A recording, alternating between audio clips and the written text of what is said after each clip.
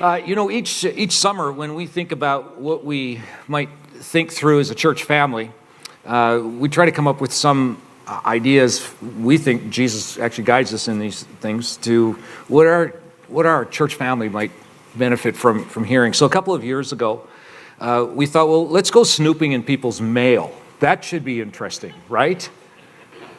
Don't worry, we didn't hack any of your mail. Don't worry about that. We went snooping in ancient mail. We went snooping in Paul's mail. Remember, first century hero, like writer of much of the New Testament guy? Well, as you well know, if you know his story, he traveled around the Mediterranean basin and he started churches, like outposts for Jesus. And then he would move on to the next place. And in several of those churches, he wrote letters back to them. And the last couple of summers has been such a treat to think through these letters, look at the historical context, and see what we can learn as well. Though we are like almost 2,000 years later, we still can learn from it, right? And so we've looked at his letter to the church in Philippi, the church in Ephesus, and this summer we want to look at what is a bit more obscure. I'll bet you don't read this one all the time. It's a letter that he writes. He actually writes two of them. We're just going to look at one of the two letters he writes to the church in Thessalonica. It's a port city in northern Greece, and we'll tell you a little bit more about it. But in order to introduce it, we want to do something a little different today. The Bible Project, if you've heard of them, they have this wonderful way of animating the stories of the various letters, books of the Bible. And so we're taking this directly from them. It gives you a little bit of context, a little bit of history, an overview of the book itself, the letter to the church in Thessalonica. So take a look at this. I think it'll help with getting the backdrop.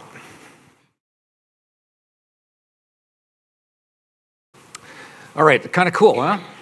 If you're interested in looking at it, you can go on YouTube and you can search the Bible Project, or you can even go to their website. They have a whole variety of these different letters and books of the Bible. They're fascinating to watch how they've animated them in that way. So what I want to do this morning is I want to give a little bit, pick up some of what they've presented already, and give a little bit more background to what exactly this letter is all about, what this community of faith is all about. Really, my hope would be that you would, after today, go, I'm looking forward to this summer.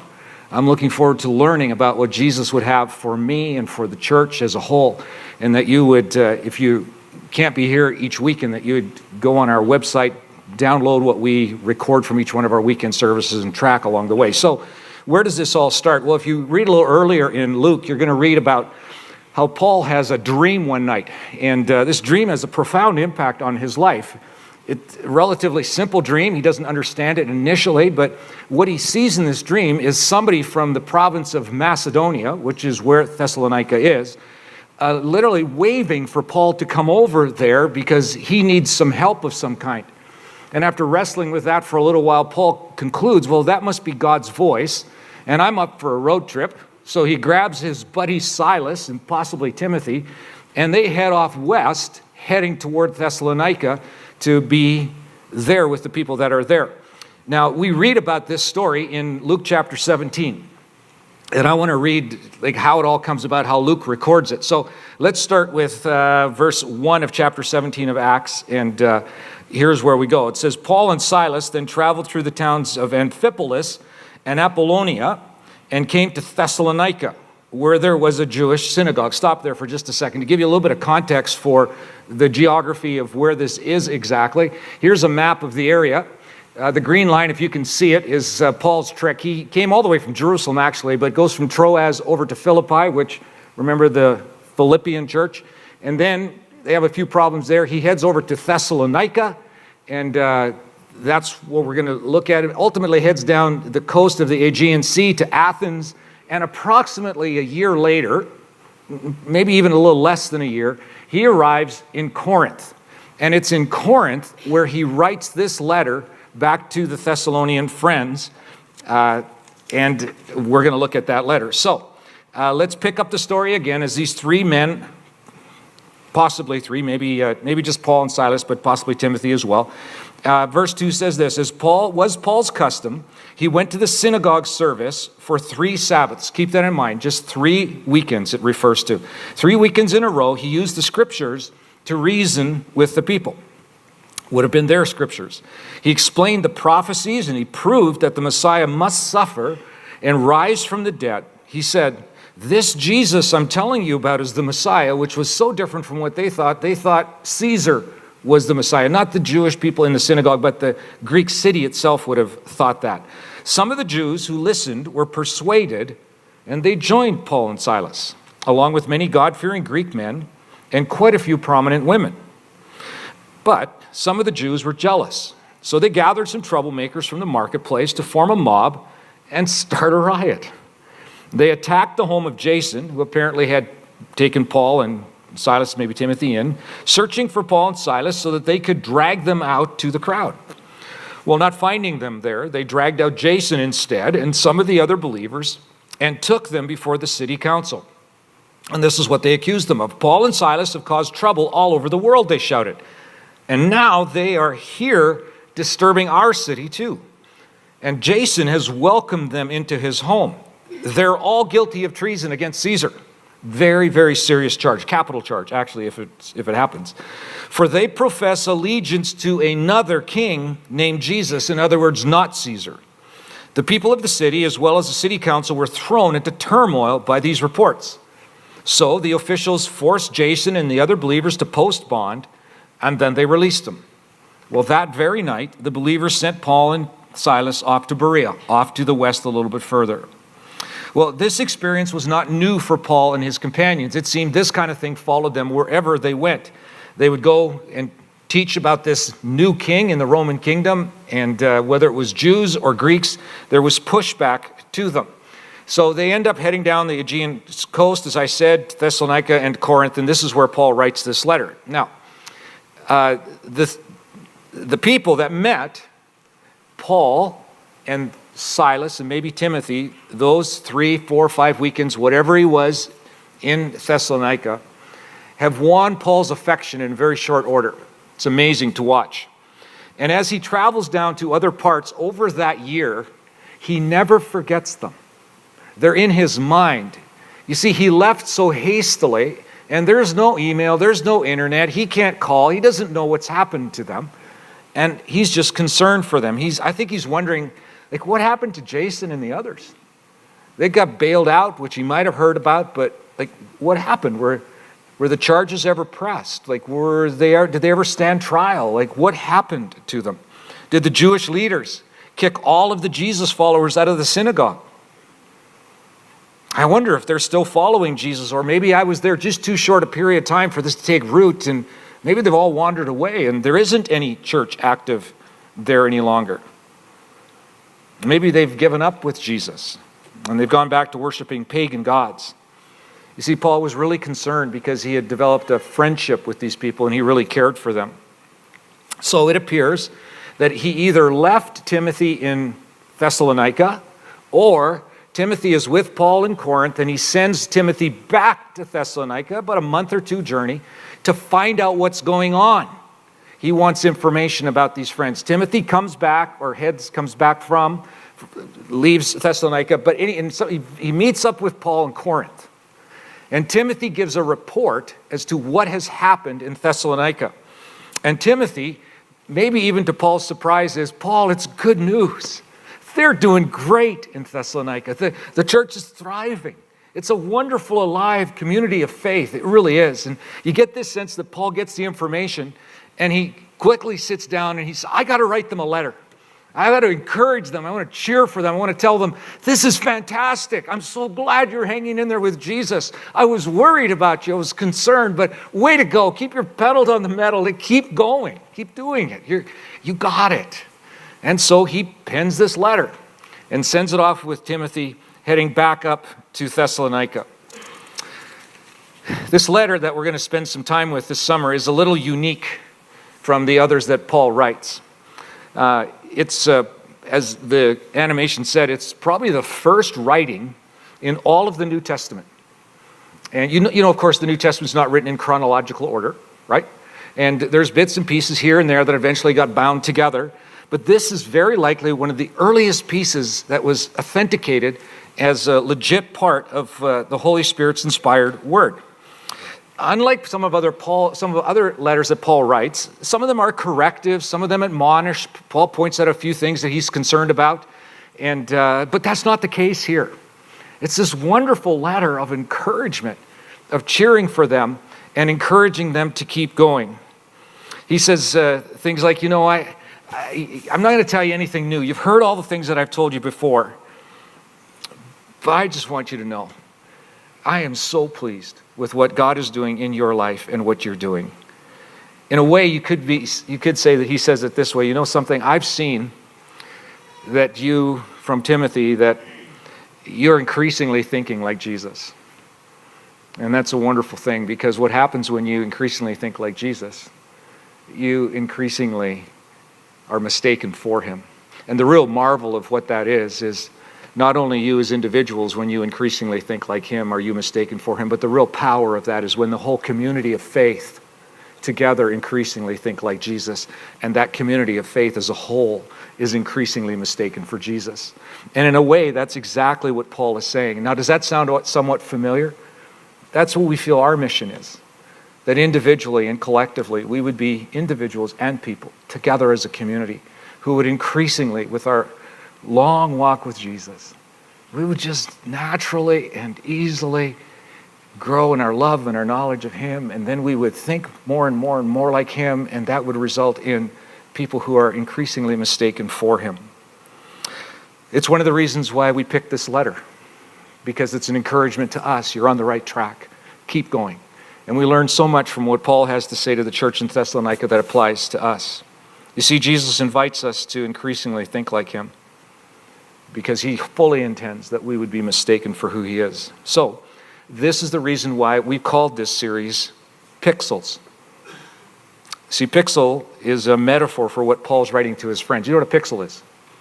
Well, I'll give you a definition. A pixel is a minute area of illumination on a display screen, one of many from which an image is composed. Pixels are combined to form a complete image, video, text, or any visible thing on a computer display. You and I are a bunch of pixels. That's what we are. Congratulations. We're individual, unique points of light. However, when we are combined together into one, we reveal an incredible picture of who Jesus is. Now, I don't know if you took note of the kind of introductory short video that we did right at the very beginning, just before I came up, where all the pictures came together and formed a picture. Do you know who those pictures are of? Well, let me show you again, just to show you what this is about.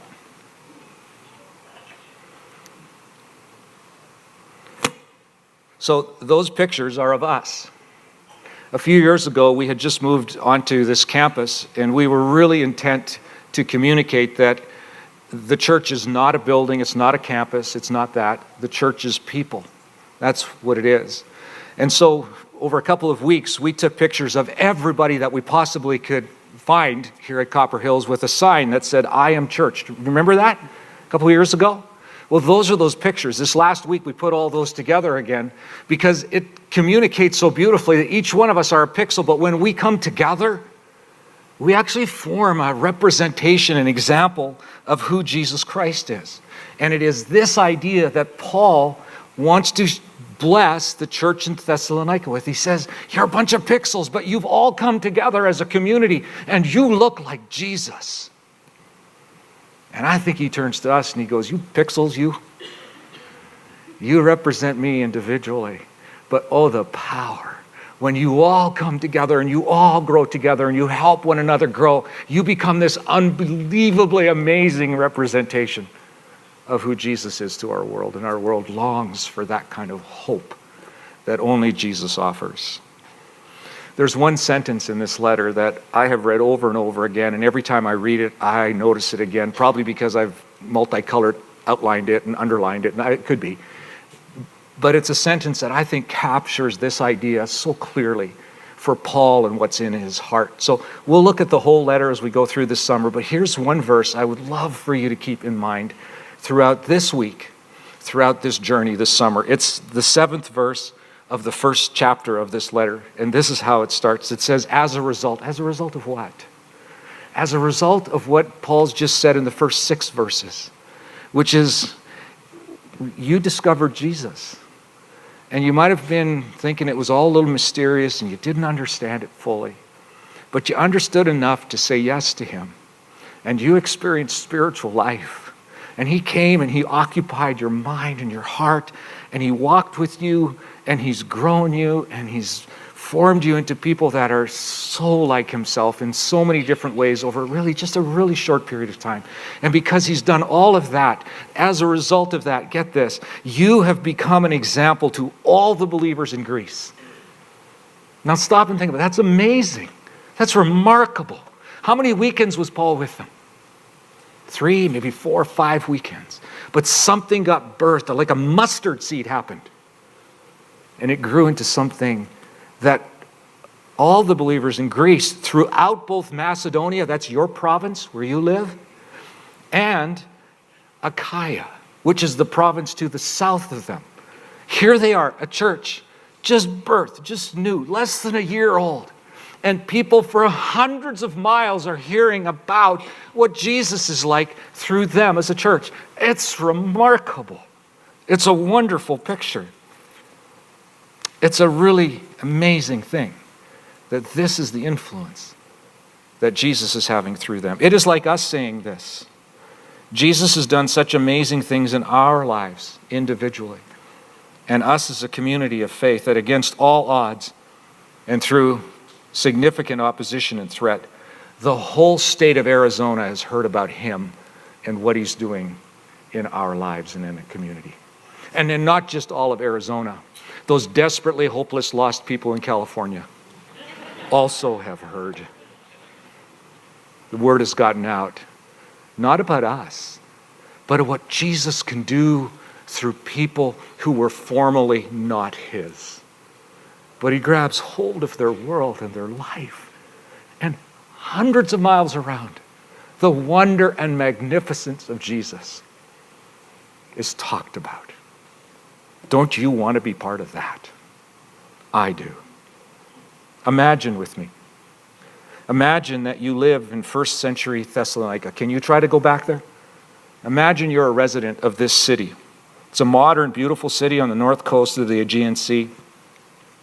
Temperate climate, thriving economy, major thoroughfare, highway, freeway that goes through it, bringing lots of traffic and lots of trade. It's a city with national influence.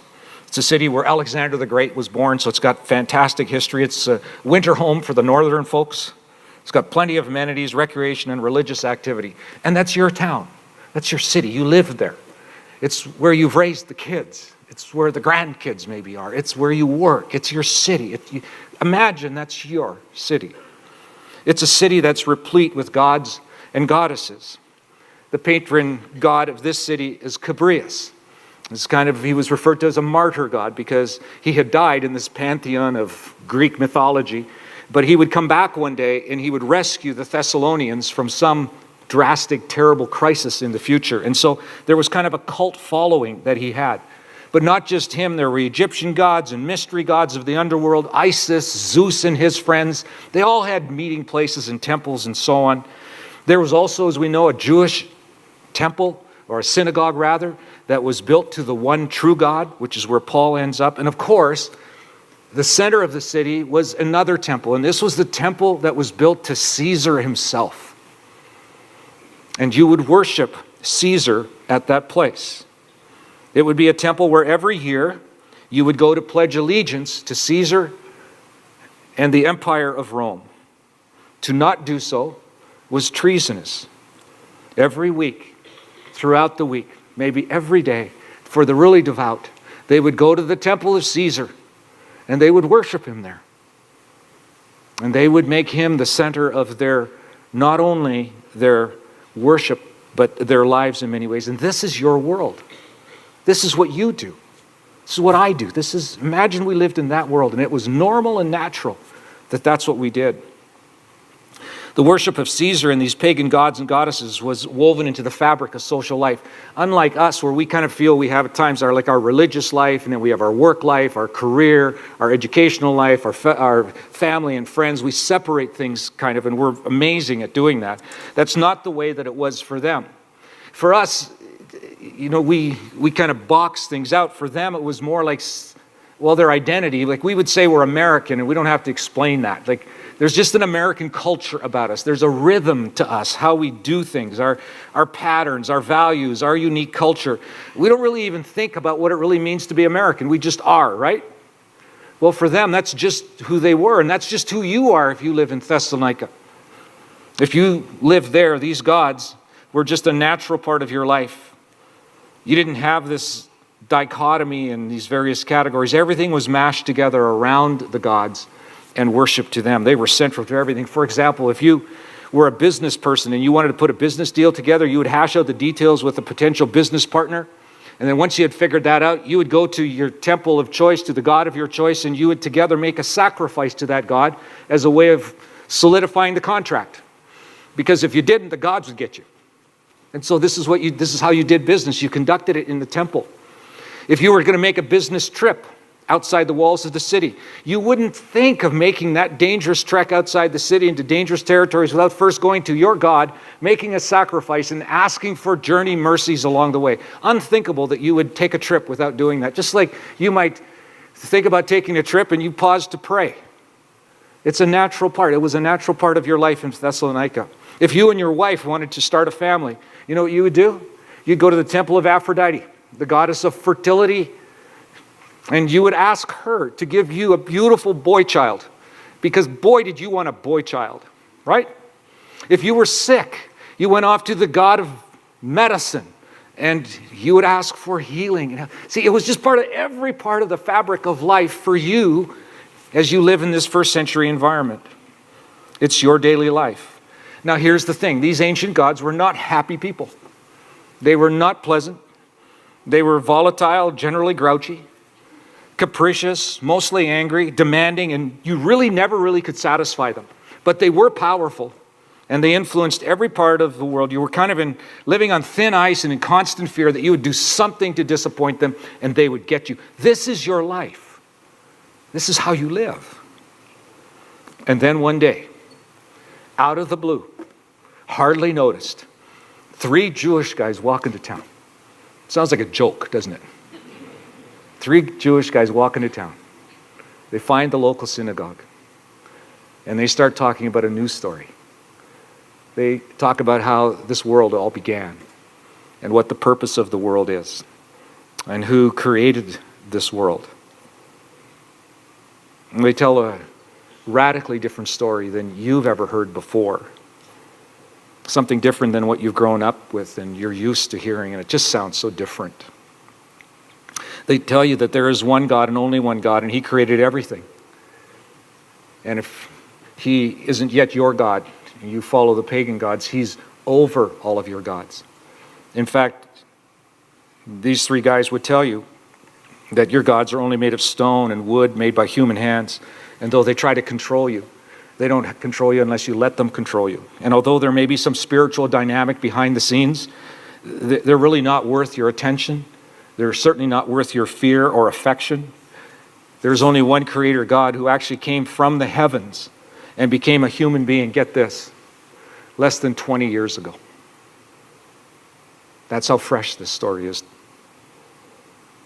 News hadn't even spread around the whole world yet, like it has today. You would hear a story that He arrived on earth in a small, out-of-the-way, podunk little unknown town called Bethlehem and was born to a peasant couple. He lived and died and then came back to life and unleashed healing and salvation for every human soul, and one day would be an absolute authority and recognized in that in every square inch of the cosmos. And this is the story you've never heard before. Never. It's foreign to you. But here's the strange thing. Something begins to happen inside those people who gathered in the synagogue with Paul and his friends those days, over just a couple of weekends. But not just in the synagogues, things started to happen in their homes and offices and gymnasiums as they went back to those places. And they talked to people about this incredible story about this one God who had come into the world and had done so much, had died and come back to life again, and the whole history of humanity hinged on that, and it only happened 20 years ago, and they would go back to people and talk about it. Now, though they didn't understand it all, it started to make sense in some ways and created an odd desire to know more and more about this new king that Paul was talking about. They begin to see changes in lifelong patterns in their own lives, in their thinking. It starts to occupy their thoughts on a daily basis and throughout the day. And even a few of them in time, over those 3 or 4 weeks, actually say, I think I've become a believer. I think I believe it. And there's things that are changing in me that I can't explain. It's all a bit mysterious. But I like who I'm becoming. And I like how I'm thinking. And I like the peace and what's going on in my heart. And here, they discover that Jesus is really Lord. It's not Caesar. And guess what? You're one of them. You're one of those people who, after growing up in this pagan environment, discover and believe that Jesus really is the Messiah. So, against some long-held assumptions, you abandon your idols.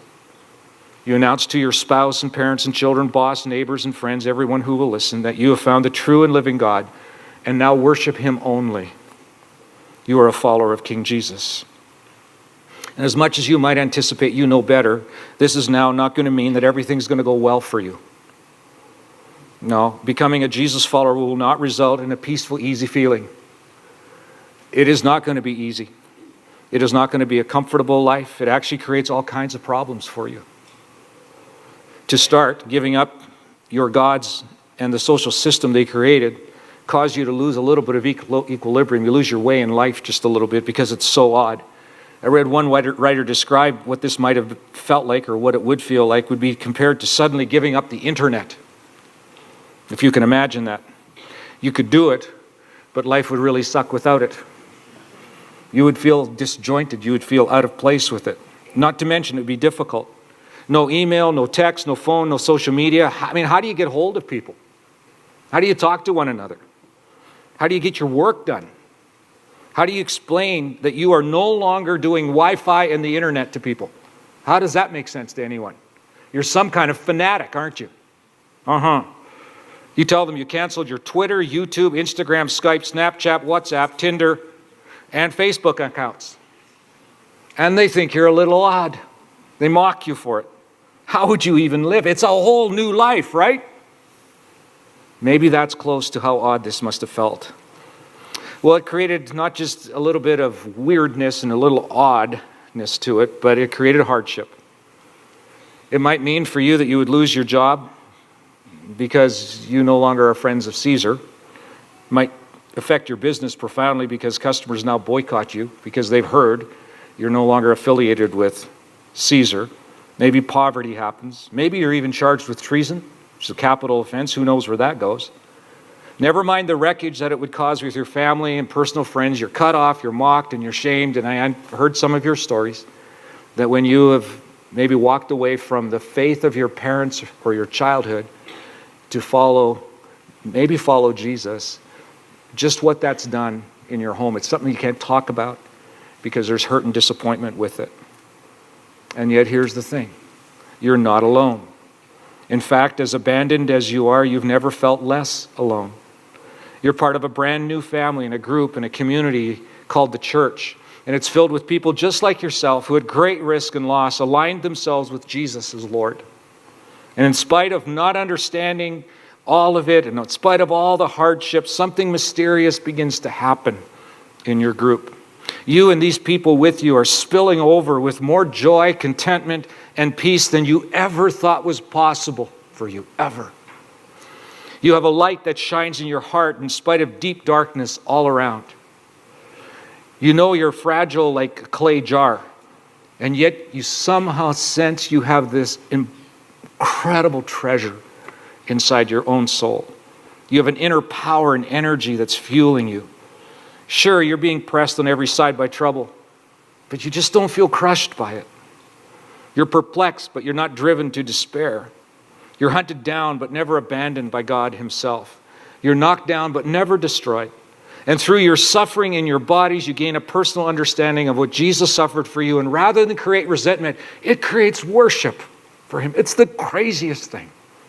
But it's deep, and it's real, and it's reshaping your whole world. And so Paul writes this about you first century Thessalonian who's become a Jesus follower. He writes this, as a result, you have become an example to all the believers in Greece throughout both Macedonia and Achaia. And now the word of the Lord is ringing out from you to people everywhere, even beyond Macedonia and Achaia. For wherever we go, we find people telling us about your faith in God. We don't need to tell them about it, for they keep talking about the wonderful welcome you gave us, how you turned away from idols to serve the living and true God. Now flip it around to today. The dream here is that you and I would live the kind of life in Jesus Christ and Him alone that would cause people to talk about us. Oh, not about our campus or the programs we have or the center of the arts or a kind of cool coffee shop or whether we're like the right size of church for them or the pastor is incredibly good looking and the hippest guy in the whole world. No. It's true, but no. We don't want people to talk about this being the exact fit for the list of things that you're looking for in a church. No.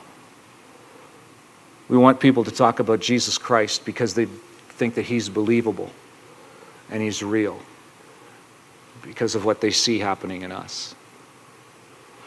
We want them to talk about these kinds of things, that there's something about this community of people that when they get together, it's not a weekend event, but it's a gathering. It's a gathering with their King, and He's real. And I walk into that gathering, and there's a sense of His presence, that He's actually there, and there are people singing songs like they're singing to Him, and He's right there. They're communicating and talking with Him like He's right there with them. They open the Bible, and it's not some guy teaching. It's like God's breathing through their gathering, and they're learning, and they're growing, and it's shaping and forming their lives. And they talk about Jesus because of what Jesus is doing here. They talk about how forgiving we are of one another.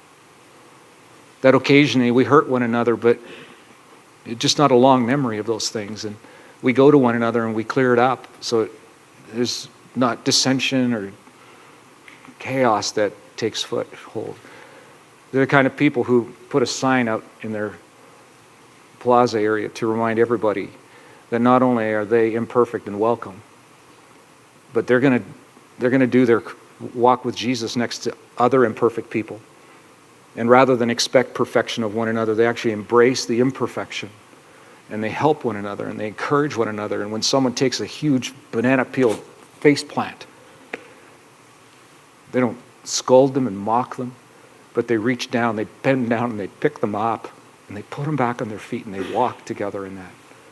They actually have a relationship with people in their neighborhood and the places where they work, where the people that work around them go, if I don't know about God and I don't know about Jesus and the love of Jesus, but if He loves me anything like you love me, I think maybe I could believe that Jesus loves me too. It's just who they are, because Jesus has taken hold of their hearts and their souls and their minds, and they're increasingly thinking like Him, and lo and behold, without trying, they start to be mistaken for Him. And that's the beauty of this letter that Paul writes to his friends in Thessalonica and says, I'm so proud of you. You started with Jesus, and I was only there for a short period of time, and I was so afraid you'd lose your way. But through opposition and pressure and difficulty and struggle and joy and all those things, you are doing great. Keep going. Keep going. So we're going to learn about family and leadership. We're going to learn about sex. Yes. We're going to learn about what happens when we die. Yes. All these wonderful practical things that are part of your and my life, all from that perspective of people are talking about who Jesus is because of how you do those kinds of things in your world. And you don't do them to do them. You do them because of who you've become in Him. And it's a wonderful thing. Keep your foot on the pedal. Keep going. Will you join us this summer and learn and be encouraged through what Paul teaches his friends here? Now, Jesus, you graciously used Paul to communicate to, I can only imagine, some followers of yours in Thessalonica that from time to time had some discouragement and doubt and question. We don't know much about the kind of persecution and specific struggle that they had. We don't know that personally. But Jesus, if they could hang in there with you and have joy in that, and our difficulties aren't nearly like that. I mean, we have them. But could it be, Jesus, this summer, you would encourage us through this letter to think about who we are in you, what you've done in our souls. And could it be that people in this city, maybe even beyond this city, would talk about you and would marvel at who you are because they see who you have formed us and who you're forming us to be. We would be delighted for that. How often we pray, Jesus, that you would create here a church you've always dreamed would exist. And we'd be so blessed if you would do that. And we'll be thanking you for it.